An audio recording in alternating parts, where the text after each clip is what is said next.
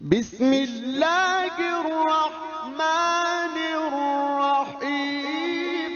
اس آیت کا موضوع کیا ہے؟ نیکی کے ایک محدود تصور کی نفی کرتے ہوئے نیکی کا ایک جامع ہماگیر تصور سامنے لانا، اور اس کے ضمن میں عرض کر چکا ہوں کہ یہ انسان کی ایک لازمی ضرورت ہے۔ برے سے برا انسان بھی کسی نہ کسی نیکی کا اہتمام کر کے اپنے ضمیر کو مطمئن کرتا ہے، اگرچہ میں برا ہوں، اگرچہ میرا معاملہ یوں ہے اور ایسا ہے، لیکن میں یہ بھی تو کر رہا ہوں نا۔